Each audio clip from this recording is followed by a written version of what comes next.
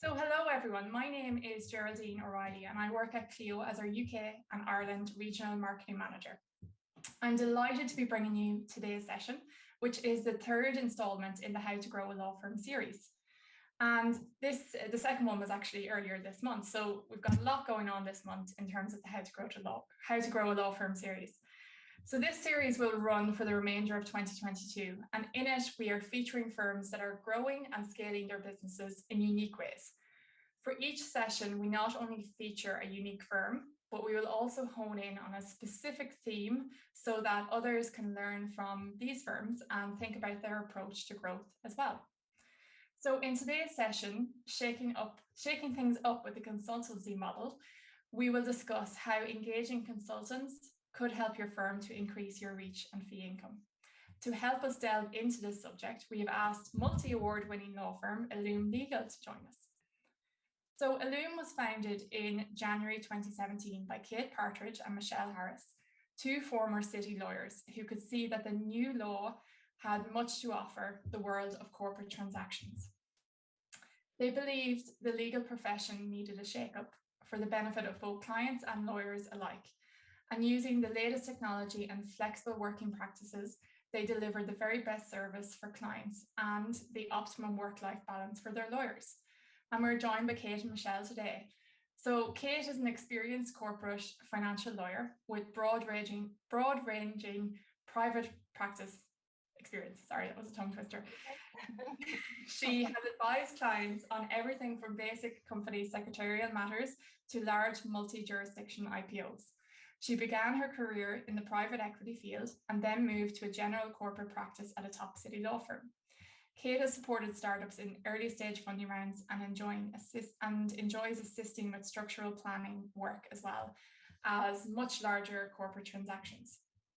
And Michelle has 20 years experience of advising individuals and corporates from startups to PLCs on the full spectrum of corporate matters, including mergers, acquisitions, joint ventures, reorganizations, directors' duties, shareholder arrangements, the list goes on. And Michelle was a partner in a city law firm in London before leaving to establish her own successful legal consultancy business in 2013. She then co-founded Illume in 2017 with Kate. So Michelle has also been recognised in the London Super Lawyers list, which recognises lawyers who have distinguished themselves and demonstrated excellence in their field of practice. So Michelle and Kate, thank you so much for joining us today. Really. A report in 2021 by Arden Partners suggested that within 5 years, 1/3 of lawyers could be working under a consultancy model. This is not an overly surprising statistic when you see and hear about the demands being placed on businesses from a hiring perspective to keep some version of that flexibility and remote culture that the past couple of years have really highlighted. And they've highlighted it is possible. So when you combine this with also the reports that those firms operating in a consultancy manner are outpacing traditional and larger firms in terms of revenue growth, you really can understand why that statistic came about. So is this a gauge for the future of all law firms? Well, we'll look into that and we'll have a chat about that today. At this point, I would like to invite Michelle and Kate in to join our conversation. And I will take a little bit more of a backseat. I'll still be asking the questions, but I'll hopefully be doing less of the talking. And thank you again for joining us. So I'm going to come to you, Michelle, first. Would love to know a little bit more about why you set up Illume Legal. Thank you, Geraldine, and good morning, everybody. You've already given a great outline and some background to us, but as Geraldine said, we set up Illume 5.5 years ago now. Kate and I were both former city corporate lawyers. We both had different paths, actually. I was a partner in a city law firm previously, and Kate worked in a large city firm before moving in-house at an investment bank.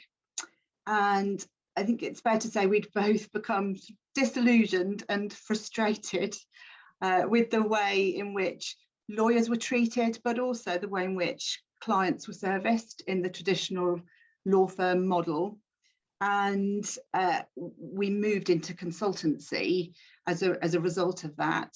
And we both worked together under a different consultant platform, which is very different actually to Illume. And they were more of a sort of placement agency, really. And Kate and I saw an opportunity whilst we were there to bring together the very best of in-house experience, our private practice experience, and also our experience of being a consultant, and what had really worked for us there and what had worked not quite so well for us, bring that together. So Illume was born basically out of that, to try and bring together the very best bits of all three, both for the consultants and the lawyers that work with us, but also for the clients as well. So we saw a real opportunity to be able to continue to do transactional corporate work, but flexibly. So, and that's something that's very difficult to do in the traditional law firm model, where corporate lawyers are sort of expected to be at their desk 24/7 quite often. And we didn't believe that that was the way that it needed to be. So our aim continue to provide really excellent client service, so at a very senior level, but also create an environment where consultants could sort of live their best life, essentially, still do that really great quality transactional work, city type work, but not at the cost of their personal life and their family life. And so that was the aim when we set up Illume, and it continues to be our aim now.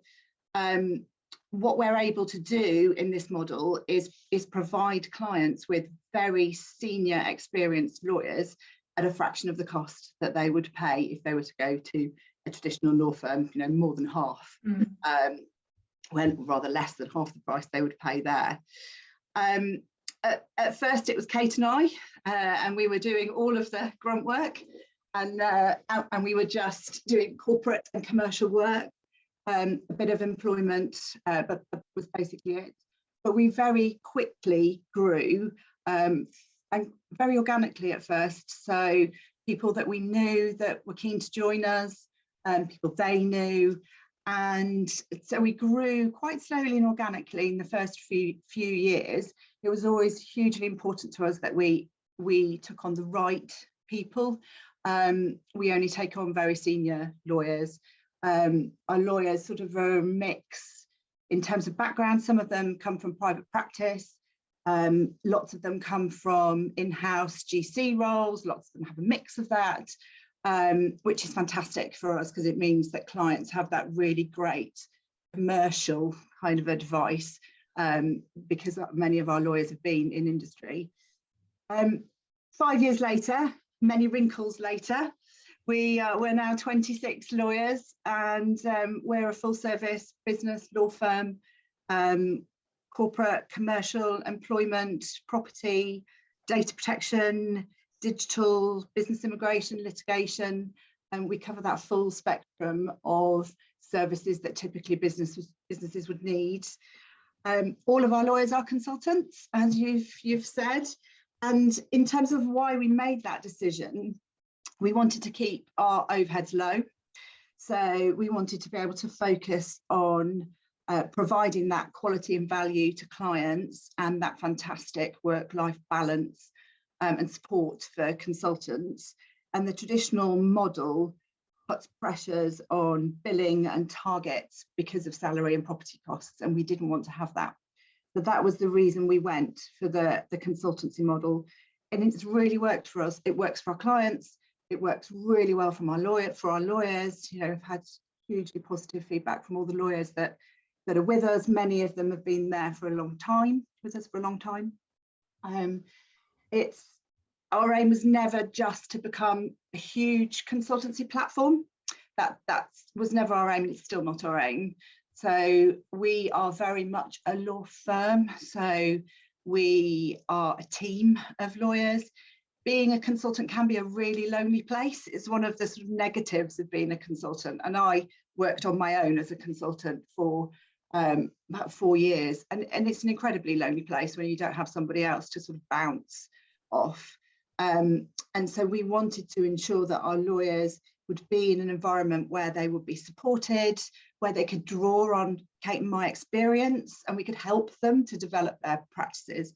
And that kind of team spirit and supportive environment was and still is incredibly important to us at Illume, and I think is one of the reasons that we've grown so quickly and been so successful. So yeah.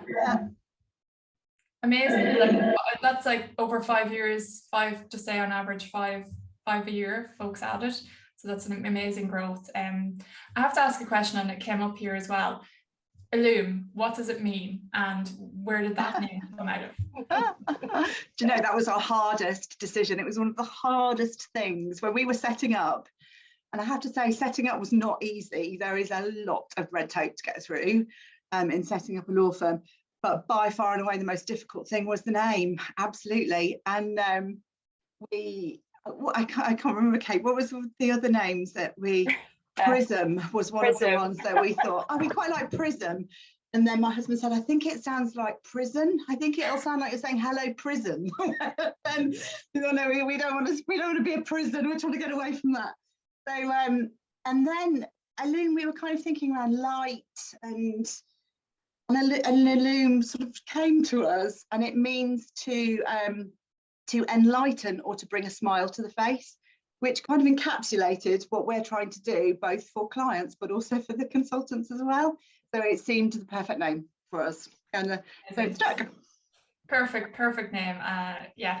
And yeah, I think that could be a whole other subject for a webinar, how to come up with a name for a firm. It's also interesting because it's different. It's not, your surnames or anything like that. Yeah, we've lots of questions coming in here.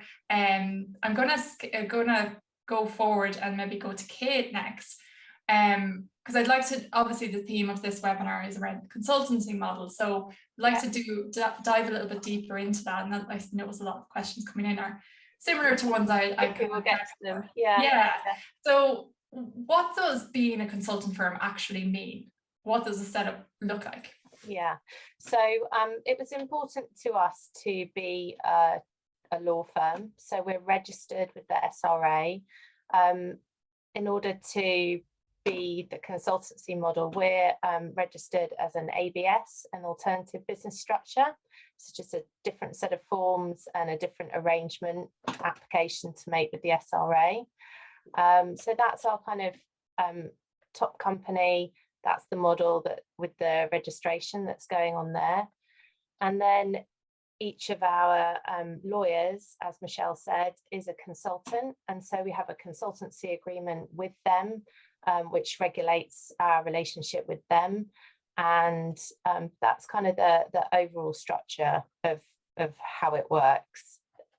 Within that law firm, you've got all the things you would have in a normal law firm. So you've got your PI insurance, and that's covered by Illume. So that's not for the consultants to take out. So at that consultancy company level, we engage a lot of services that the lawyers will need in order to do their job properly. So to a client, the law firm feels like a standard law firm. Their engagement letters, professional indemnity insurance, everything that they're used to seeing. But for the consultant, we're providing that service for them. So we're organising all of that, IT system, the website, our branding, all of that is provided as part of our service to them. Is that something that's standard with other consultant firms that you've come across, or is it something that you're doing different? That's standard.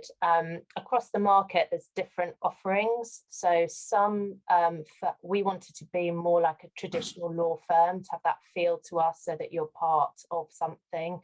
And some of the other consultancy model firms, whilst they're set up like that, it can be more of a platform. So there might not be such a depth of oversight of what's going on and who's doing what. They can be a lot bigger. and they can cover a lot of different practice areas. We're really focusing on being something that a business would need, or individuals with high net worth would need in order to cover their business interests. Okay, thank you, Kate. I'd like to cover a little bit then on some of the benefits. And Michelle, you mentioned some of them earlier, but what are kind of the key benefits you see to being set up the way you are? If you could maybe even list some of them out. Is that for the consultants? Yes. Well, yeah, for the consultants actually, yeah. Yeah. For the consultants, they've got that great support that we talked about. That's really important to us, and the infrastructure that then allows them to go about doing the job that they love and servicing clients really well. So things like onboarding the clients, we've got basically an office function. Gone are the days of everybody sitting in an office with secretarial support right next to them. We've had to, organise that back office function to make it really work for the client, for the consultants on a remote basis, and the clients. So they've got that support within the technology. We've set it all up for them with a view to what they might need as a consultant for it to work really seamlessly and really well. So they feel supported by us, and they've got the tools that they need in order to do their job properly.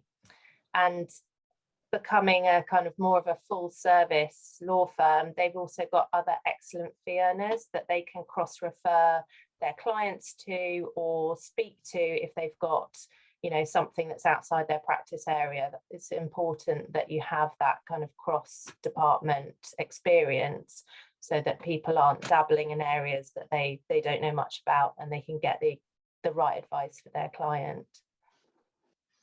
Okay. And then when it comes to overseeing and management of your consultants, what does that look like? Could you talk a little bit about that and how you do it? There's lots of questions here on how are you doing that in a remote way? Yeah, so we've always been a remote law firm. We were set up like that, and so from the very beginning we had that in our minds, of how you ensure that everything's compliant and that you have the correct supervision.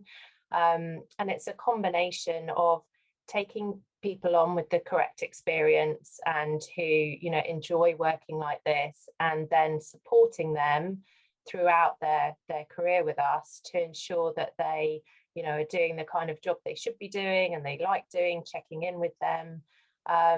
But also on larger transactions, we quite often have several of us on the transaction to ensure there's a kind of quality test there, and also in case somebody gets ill or something happens, you've always got a kind of senior person who's around who knows what's happening within the firm. And more as we get bigger, because I think some issues come with scaling, we're trying to work within teams within the department so that fee earners support each other. So again, for holidays and any issues that they might not have come across issues before, they can speak to each other and get that additional insight. Great. So still some key areas that would kind of you think would be more the traditional law firm, still bringing those into the way. Yeah, we're trying to combine the best bits. Yeah, the things that work. And lots of our lawyers like being team players, so that seems to get the best out of people, so we're trying to encourage that. Yeah. We're also go ahead. Just it's also another reason why we have not taken on junior lawyers. So those kind of traditional supervision issues that you have, that actually a lot of the law firms have had during COVID, we don't have that because our lawyers are all senior, they're all very experienced. And also the other difference, I think, is that again, slightly differently to a lot of the other consultant models, Kate and I provide quite a lot of the work to our other lawyers. So we will have sort of general oversight of, as Kate said, of a transaction that's going on. So I think some of the larger platforms have issues because really then they don't know what's going on underneath the platform with the lawyers. We don't have that because we are a firm. So Kate and I have full oversight of everything that's going on within the firm. And do you, just a question here I see come in from Daniela that I'm going to rephrase a little bit, but do you have any of your consultants who also have salaried staff working with them, or consultants or sub-consultants in any way working with them? No, we don't do that. Okay, thank you for that. When it comes to the systems and the processes then for managing that team of 25, what are some of the tools that you're using right now, and how are you using them? So yeah, we've obviously got Clio. You need a practice management software, you need a file management software to be compliant with, you know, the SRA code of conduct, and you know, Clio really works for us. And we combine Clio with Office 365, so the lawyers have got access to Outlook and Word and Excel. And then, you know, early on we've thought about using things like telephone routing technology. Now we have a kind of head office, registered office in London for post requirements and service, and they have a telephone service for us. So some of these things we've kind of come to along the routes and finessed as we've gone along. Other systems that we have, you know, Clio's obviously got all our time recording is in there, and we use Xero for billing. And we've created our own kind of back office internal system of what we think we need as a consultancy model. And Xero is what we're using for that. So we do all the billing for the consultants, and we do credit control. So we're, you know, do the collections. And the way that it works in terms of payment is that once the client has paid the Illume bill, then the consultants, they issue a bill to Illume for a percentage of their fees, and then that's paid. So coming back to what's really good for the consultants is they get paid, you know, a high proportion of the fees that they earn for the firm. So we pay them 60% when it's a client that's been brought in by us. They actually get 80% if it's their own client, because some people have a client following, or, you know, meet people along the way as they're doing their work. And we really wanted to remunerate people for bringing their own clients to Illume. So that's 80%. And I think that's one of the best in the market. Wow, okay, that's really helpful. And there was some questions in on that subject. When it comes to then for the client experience, so you have some of the stuff that you've mentioned that you do. So when you say you do the billing, and is that yourself and Michelle, or do you have? We have a fantastic PA who's been with us from the beginning, and we've just gradually, as you need to, just building out a kind of office team to help with that as well. But yeah, we've run all of that ourselves. We think it's important when you start a business and run a business that you know exactly how to run your business. So we've done that ourselves with the help of our excellent PA. And again, she's available to all of our team. If they've got issues or questions or queries, you know, that's important too, because moving remotely, we knew that people would be a little bit worried about where their support was going to come from. So we've provided that as well. I've just seen a question actually come up, which from David Wild, which goes to what Kate was saying before about internal referrals. And the answer is, David, yes. So if an Illume consultant refers work to another Illume consultant, then they receive 10% referral for that. So that encourages that kind of cross pollination of work between departments. And we also, to encourage that, we hold. So we recently in March held our first face-to-face, thanks to COVID, Illume Day. So where all of our lawyers got together, and it was a chance for everybody to meet each other. And one of the other things that I think separates us from other consultancy practices is we know how important it is for that additional support. So we're working with an executive coach who works with Magic Circle partners actually in terms of their development. And she ran the day for our consultants, and it was all very consultant focused. It wasn't about Illume, it wasn't about billing, it was about the consultants and how they made their work-life balance the absolute optimum. and that was fantastic, and that really helps people to meet each other and have trust to then refer that work. So that was fantastic. That's incredible. And it sounds to me very much like you are very focused on that sales business development piece and encouraging your consultants. I keep going to call them your staff, but your consultants to have that have that approach as well, and setting up that training for them.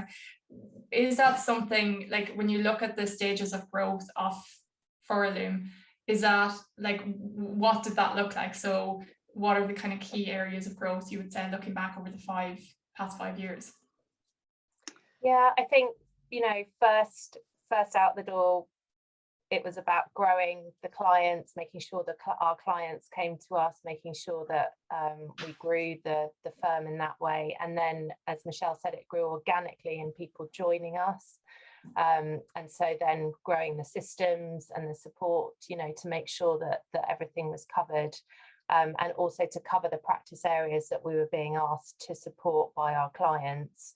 And then the second phase recently has been huge recruitment phase, where we've had lots of opportunities to take on additional consultants, senior lawyers, people looking to work a different way.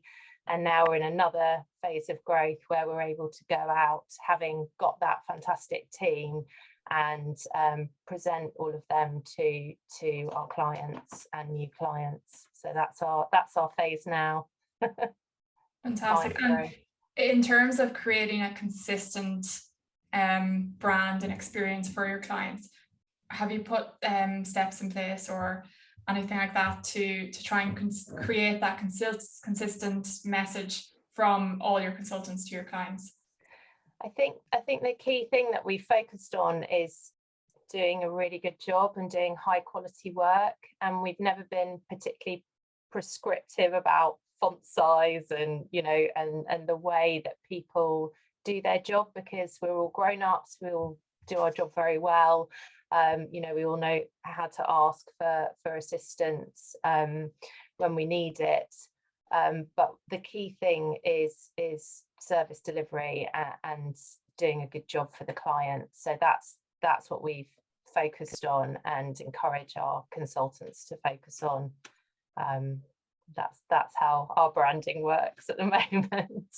Yeah, of course. The questions are just coming in every few seconds, so what I'm going to do is go through them. We'll do a quick fire round of jumping between different topics a bit to try and cover them off. So how does that sound? Good? Good. Good. Perfect. So I'm going to go back a little bit.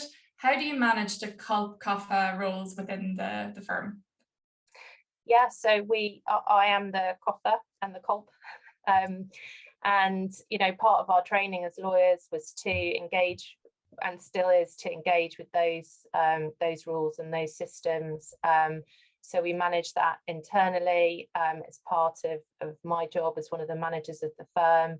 We also have a compliance consultant who we speak to if we've got issues or queries that we've not come across before, we don't know how to do something, and so we tap into additional resource. I guess the way people use their lawyers, we go to someone and ask the question if it's something that we don't know what to do, but it's part of our job, and we train on that and read the relevant materials. Yeah, constant learning. Linked to that, just when you mentioned compliance, there's a question here on carrying out transactional work, so AML onboarding and making sure that your team are doing things in a compliant way. How do you manage that? So as part of that kind of platform at the top level, we're a regulated entity, and so our onboarding process has built in everything that needs to happen, in a standard law firm. So an engagement letter in terms of business, a request for AML. The AML comes in, it's stored in Clio in a separate AML folder, and the fee earner and the firm have the obligation of ensuring that we have what we need in order to continue to act for a client. So that's, we operate in exactly the same way that you would expect a law firm to operate. Yeah. Okay. Was there another bit to that question?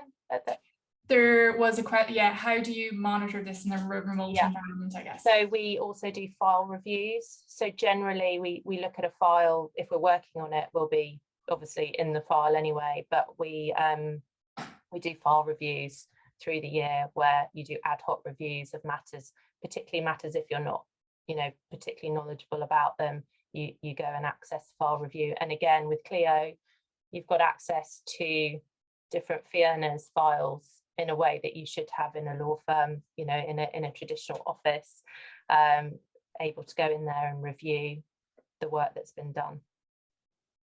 Okay, thank you for that one, Kate. Okay. Jumping on to another one from Omar, and a question here around working with barristers. Do you work with barristers currently in the way you set up?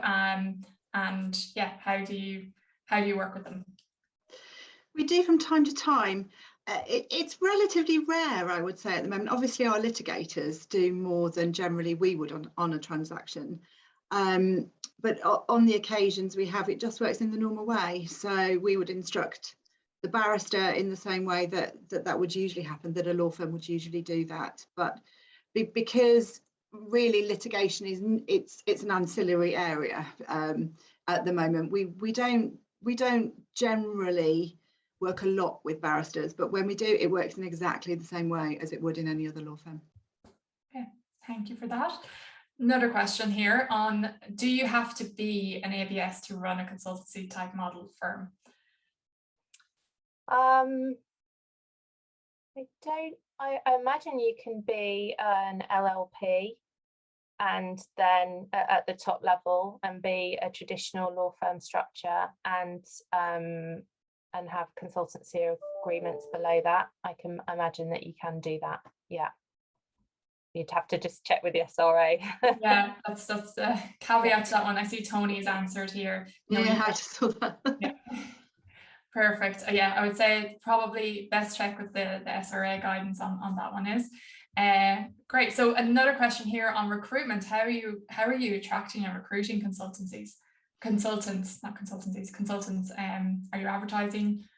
Yeah, so obviously on our website, there's the ability for people to contact us through our website if they are interested in joining us. We are always recruiting, you know, we are always looking for great consultants. And to start with, we grew, as I said, really organically, just through people that we knew or that were known to those people that we knew. And then COVID hit, because traditionally we'd find it really difficult to find corporate lawyers because they were all sat at their desk and not coming up for air. And after COVID, there was definitely a shift. So people realised that actually they could work flexibly from home, and particularly when there started to be mumblings about the big law firms pulling everyone back into the office. A lot of people thought, I don't want to go back to that life anymore. I've realised that there is an alternative. So for us, you know, COVID had the benefit of people realising that there was an alternative way of working, and also that idea of flexible working became more acceptable, I think, generally to clients as well. And so that has thrown up quite a lot of opportunities for us. And we have in the last year been working with a recruitment consultant that we've both known for years, and we found some fantastic lawyers in the last 12 months that I think we probably wouldn't have found were it not for COVID and were it not for a change in people's attitudes. So, and the realization that actually having that work-life balance is really, really important. Yeah, for sure. And are you hiring right now? Yes. Yes. I think because we don't have the office space, you know, a traditional building with the rent that we've got to pay, and you know, we don't have salaries, we can look at someone's CV and see what they bring to the clients and bring to Illume, rather than it being an entirely financial decision based on demand from client and target billings in order to pay the rent and the salary. So we're able to make different decisions, I think, because we're a consultancy model. So I think a lot of the consultancy models have, for example, minimum billings. So if you want to join them as a consultant, you have to be able to bring in a certain level. We don't have that. So as I was saying, Kate and I provide work as well for consultants, because that's the other thing that's actually slightly terrifying for a consultant who, or for a lawyer who is in a salaried role as a associate or as a partner. That leap to becoming a consultant, if they don't have a client following, is slightly terrifying. So and we have the ability to be able to provide people with work when we can, that sort of bridges that gap whilst we're supporting them in their own business development and whilst they get things going, because Kate and I were both there, so you know, we made that leap, a very scary leap.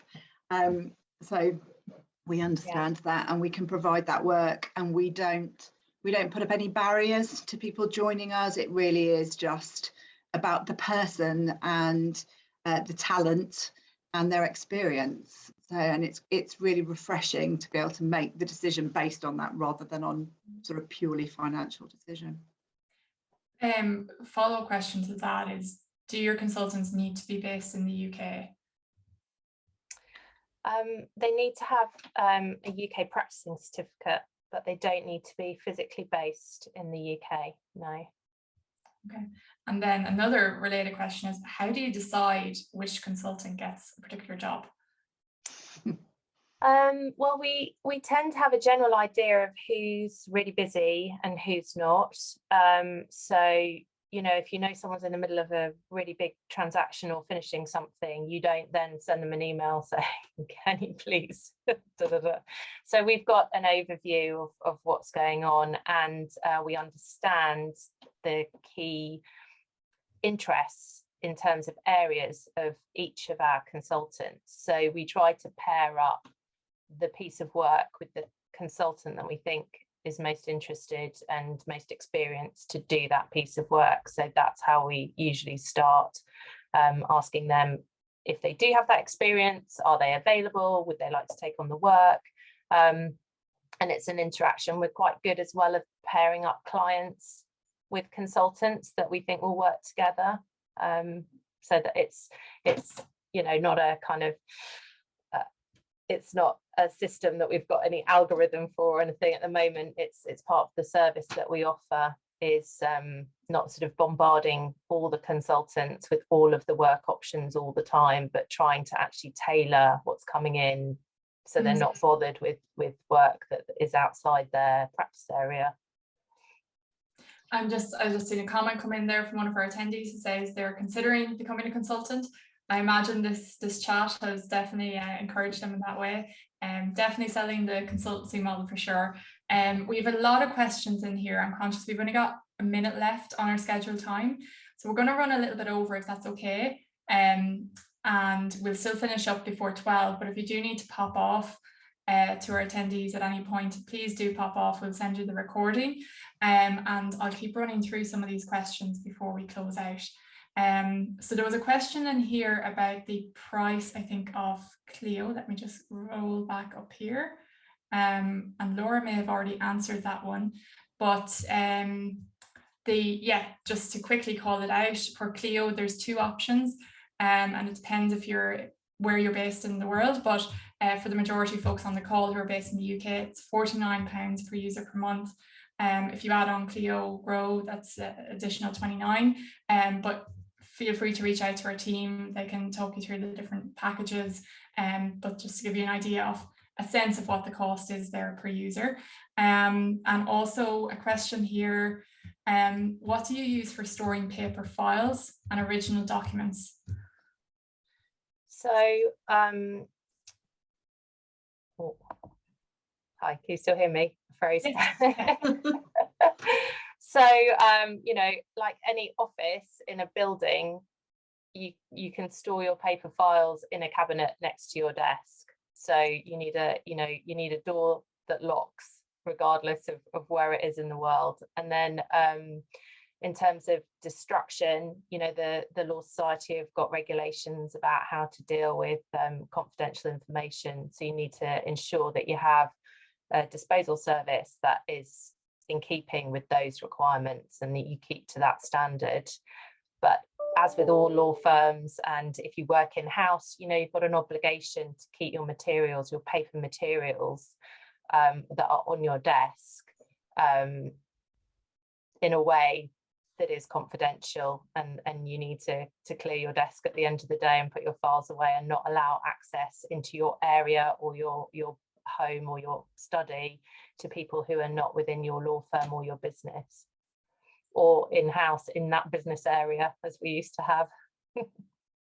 And just kind of linked to that, when it comes, because obviously if there's claims and things like that, from a PII perspective, does the model, the ABS model, the consultant model, you know, how does it compare to insurance when it comes to a traditional firm? I don't know if the rates are different. I don't know enough about the insurance sector to know whether the consultancy firms are being charged a different percentage compared to traditional law firms. I do think there might be a concern in the insurance market that some platforms are run with lots of individuals working without anybody having that oversight of what's going on, or you know, people knowing whether something's going right or wrong. I think there's that concern over traditional firms as well, though, particularly with remote-based working and supervision of juniors, and some of the things that we've seen coming out of tribunals where juniors are too scared to tell senior teams that something's gone wrong and kind of hiding things. So I think having a nice culture and an inclusive culture that supports people, I think, prevents that kind of situation, and having experienced lawyers and giving them access to you as managers all the time is key in that situation.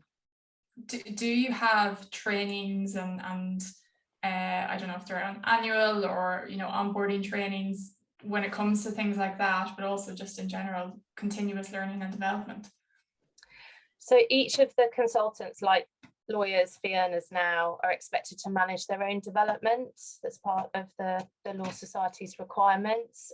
We quite often, if we see something that we think is interesting, you know, to a particular practice group, we'll share that. We have discounted training with certain training providers, and like any fee earner, if you see something that you're interested in and think, actually, I really need to do that course, people go off and do the course themselves. And we give AML training as a firm, which is required of all firms. But the consultants themselves, they'll sign up for know-how platforms like Practical Law or LexisNexis to ensure that they have access to the tools that they need to do their job. Yeah. Great, thank you, Kate. So I'm going to switch to looking forward. What's coming up in the latter half of 2022? Some people are even talking 2023 now. So yeah, what's in the cards?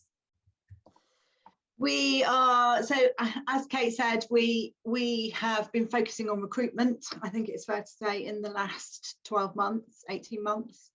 And we are now focused on growing the firm in terms of marketing. So we've been incredibly fortunate in that we've never actually done any marketing.